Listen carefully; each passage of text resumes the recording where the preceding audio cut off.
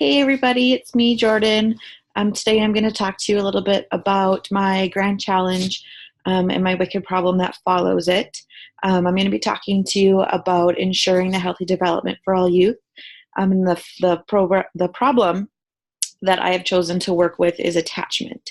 I'll be talking to you a little bit about why I chose this, the importance of working with attachment, kind of why it falls under the grand challenge of ensuring healthy development for all youth, as well as what's being done right now to work with attachment, kind of my idea as to my innovation, my problem innovation solution, I guess you could say, my recommendations, the next steps I plan on taking, and some other information along the way. So hopefully you enjoy it. Hopefully you learn some things. And please feel free to reach out, write some questions down, and ask them at any point in time. Send me an email, ask in class, and I will do my best to answer them for you. So the problem that I have said I was doing, again, is ensuring healthy development for all youth. The wicked problem would be the attachment through the skin-to-skin contact, the importance of this skin-to-skin contact, and how we can create this for premature infants to decrease the chance of an attachment disorder as they age. So looking at the grand challenge in itself under ensuring healthy development for all youth, there's lots of preventative talk. Now, this also talks about a lot of behavioral health and the prevention that that this challenge carries with that. And so attachment can fall under that behavioral health. Unfortunately, there is not a lot of preventative funding out there. With this problem, however, not that it's always the best case, but because it's a medical innovation in a sense, there is more funding for this preventative measure. And working with this attachment at infancy is kind of that preventative way so that children don't develop or have less chance of developing an attachment issue.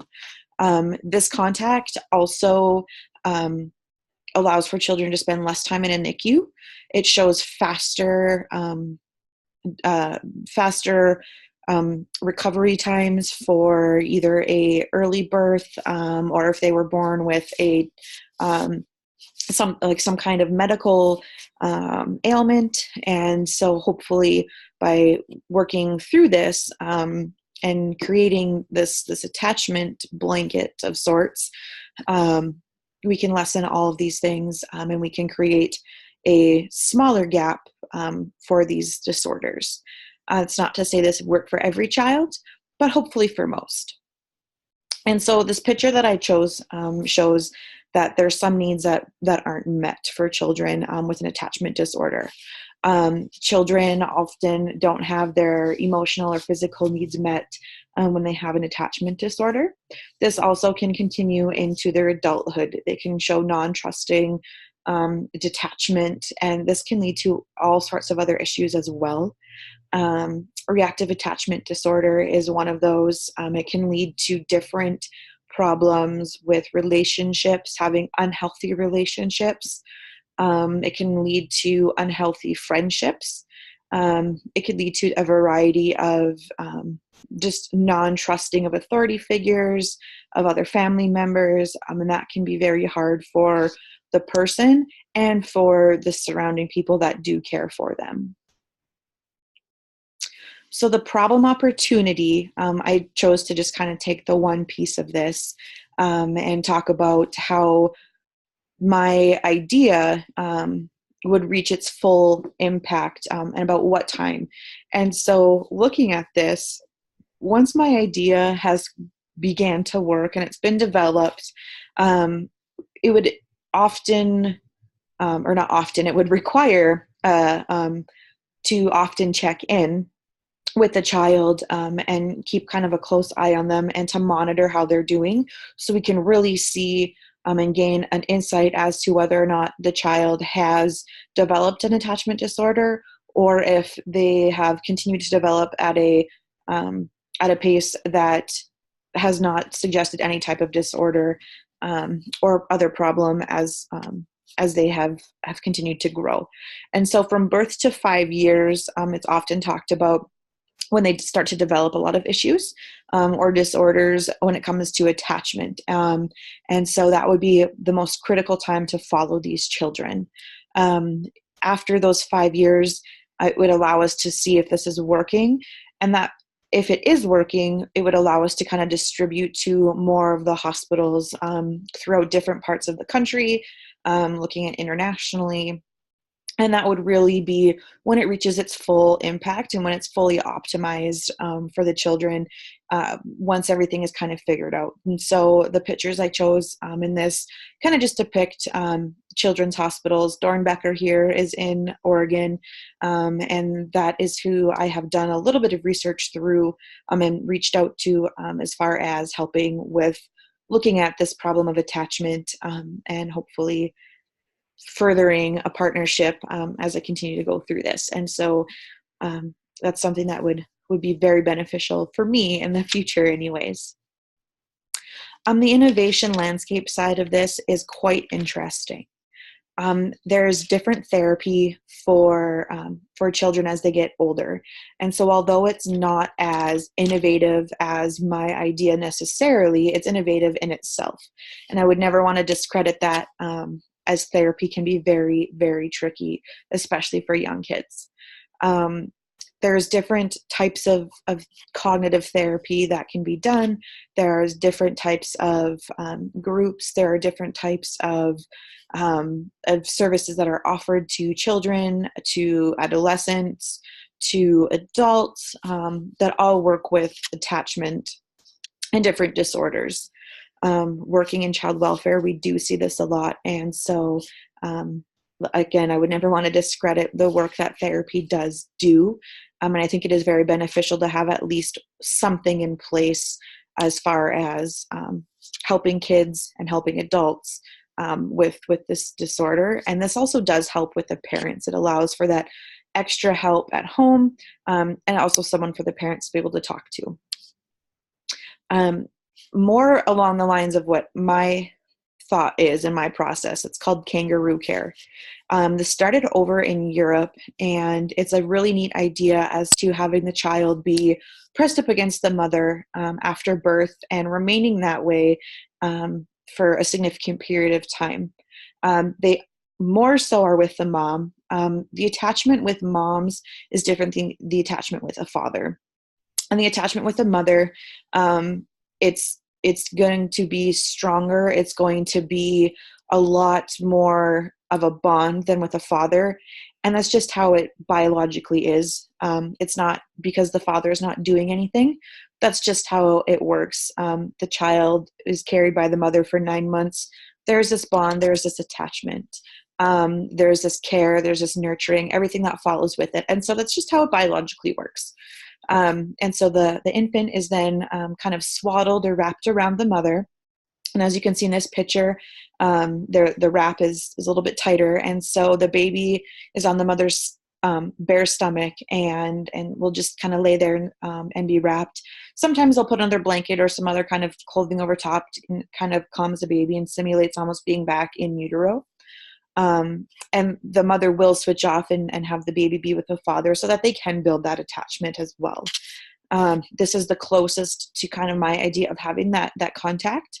The benefits of having this be already done and in place is I can look at the different studies and research that have been done, and I can see the statistics that they have found and how it works, and what they are finding, and how it works with the mothers and the fathers, and the different types of materials that they use, the different types of settings that they're in, how long they suggest to have this on for, if there's any time for the babies to be alone, so on and so forth. And so it is very innovative in that sense.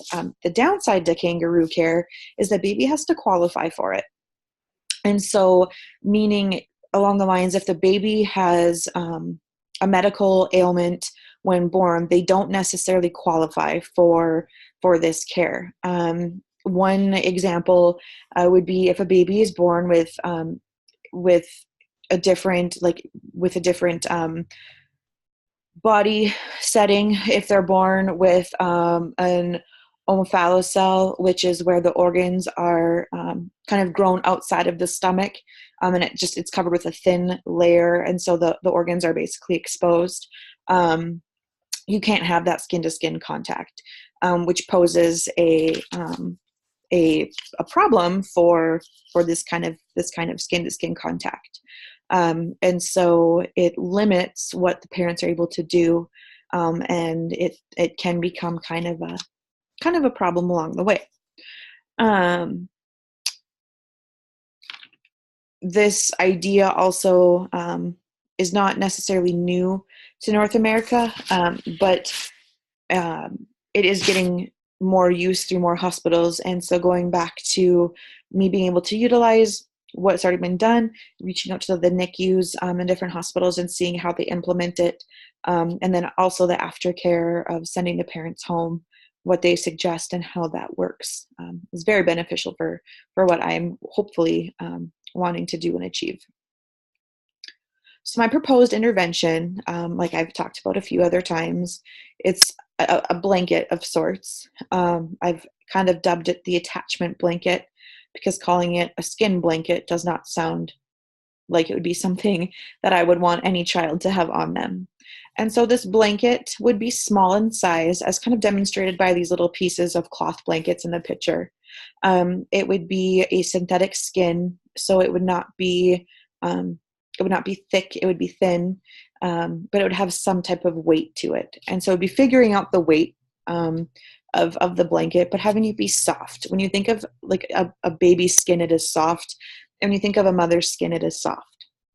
So it'd be a soft, small blanket that would able to kind of mimic a heartbeat, so that if the baby was laying on a mother's chest and they would hear the heartbeat or feel the heartbeat, it would be that same type of feeling.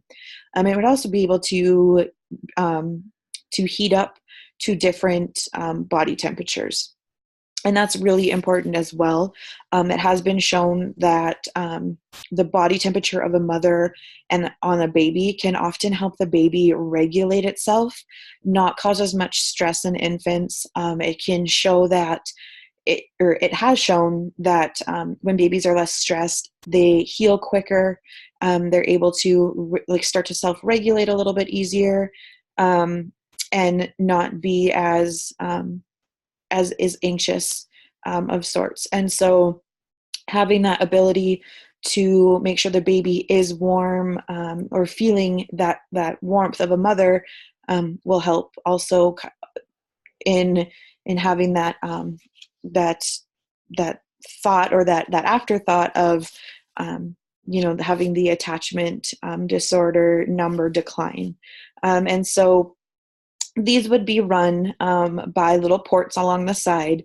And so it would be almost like a microscopic wire that would connect to the ports, and they would be run and plugged into any one of the outlets. It could be portable outlets, but something that they can be unplugged and plugged in.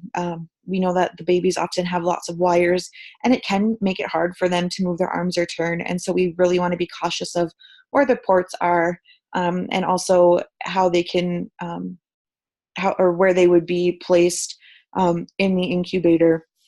And then also thinking about how it would work to have the mom or the dad or both parents be there and be talking to the child, and how it would be utilized in home if the baby was able to go home as well, but maybe not be held as often, and making it portable in that sense as well.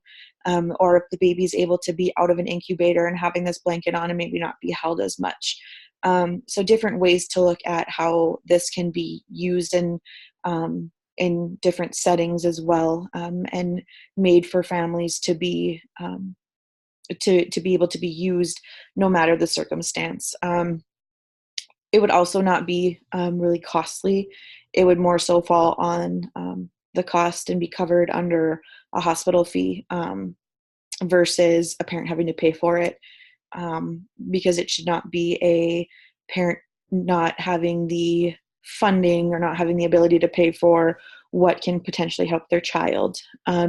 This would be something that would just be like a baby blanket that they give you at the hospital, would just be utilized, and the cost would be eaten by the hospital in that sense, which will be something that would be hard to sell to a hospital, but hopefully it will happen, and the investors and funders will buy into that. So the recommendations, obviously, that I have would be to proceed with this idea. It's really important for the well-being of the children. And like I said at the beginning, starting with infancy, it is very crucial to prevent something such as an attachment disorder, when we have the ability to, versus having a child have to go through the pain or the suffering that can come from an attachment disorder, as well as the parents. This image that I've chosen here depicts a lot of the different issues that can also be found with those who have an attachment disorder. So you look at the different behaviors, their obsessions, their relationships, their learning difficulties. Looking at behaviors, it's the lack of a conscience, it's destructive behavior, it's, obsessions. They may have issues with food. Lots of people, lots of kids who have attachment disorders may have food hoarding tendencies. Looking at relationships, like I said before, they may not have the idea of stranger danger, which can be very, very dangerous, especially with little kids. But they can be hostile towards adults, towards authority figures. Then the learning disabilities or difficulties. It can be not being able to learn new things, struggling with the basic needs, literacy, math, all of these. And so if we can prevent that from happening, or at least prevent part of it from happening, I think it's only fair that we give it a shot. With that being said, this also trickles down to the parents. It's less stress on the parent. We all have seen at some point in time, or have all been in that stance at some point in time, where we have watched a parent break down over something that their child is going through, or have been the parent that has broken down over something their child is going through, or we've been the kid that's been going through something and have watched their parent break down. And so if we can make that stop now, I think that as social workers, it's our duty to do that. So the next steps, the things to think about, the questions, the challenges, it's going to be continuing to research this topic. Attachment has been researched for a very long time, but more so now than ever, with different disorders coming out, and people starting to realize how important it actually is. Thinking about the different technology that is associated with this idea, the microscopic aspect of it, the ports, the blanket, the heartbeat, the heat, the synthetic skin, how we get these things to simulate and mimic what our body actually does and make it into a tiny blanket, how we work around kids who have a medical ailment, such as the omphalocele. How do we give them the opportunity that we're hopefully achieving with all the other children? Who can I collaborate with on this? Other hospitals, other funders, other investors. There's definitely hospitals that have more funding opportunities. The ones that I've looked into out here have been able to provide information on websites, which has been very beneficial. They have different labs, different ways that they have kind of reached out and have done their own funding and have their own ideas. And so it's moving on with that. And how do I get it started? Where's my first step going to be? Who's my first phone call? Where's my first email going? And how do I get everyone to understand why it's so important, and really drive it home as to why it is important? And so with that being said, I thank you for taking the time to learn about this. And as I continue to learn more, I would be happy to answer any type of questions that anybody has. And so I hope that this was very informative for you, and I hope that it raised some awareness to attachment disorders. Thanks, guys.